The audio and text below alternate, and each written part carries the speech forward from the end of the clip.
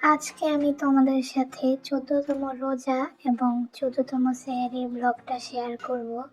তো এখানে আমি মাছটাকে গরম করে নিলাম ওভেনে, তারপর এক পিস লেবু নিলাম, তারপর নিলাম 2টা ডিম। আমার সেহরি সাধারণত হাই প্রোটিন হয়ে থাকে। মাছটা খেতে খুবই মজা ছিল। আম্মু এটা বিভিন্ন মশলা দিয়ে মেরিনেশন করে তারপর এটাকে ফ্রাই করেছিল। আমার সেহরিটা হাই প্রোটিন হয়ে থাকে কারণ আমার সালাদ একদমই পছন্দ না। যেহেতু আমার ডায়েটে ভাত এবং চিনি রাখছি না, তাই আমি ইফতারে বেশ খানিক সালাদ খেয়ে নেওয়ার চেষ্টা করি। তারপর পানি খেয়ে আমি আমার সেহরিটা সম্পূর্ণ করি।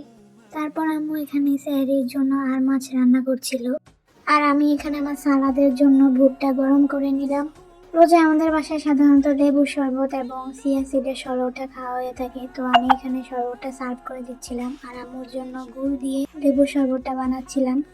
আর এদিকে আমি কয়েকটা খেজুর ধুয়ে নিলাম আর আম্মুর বুট রান্না হয়ে গেল। আমি বুটটা সার্ভ করে দিচ্ছিলাম গরম গরম। সাধারণত ইফতারে যে ভাজা পোড়া করা হয়, আম্মু এগুলো এখন তৈরি করে নিচ্ছিল। একে একে পেঁয়াজগুলো দিয়ে দিল, তাছাড়া বেগুনি বানিয়েছিল, আলুর চপ বানিয়েছিল। আর এই ছিল আমাদের আজকের ইফতারের আয়োজন। That is it for today. আল্লাহ হাফেজ।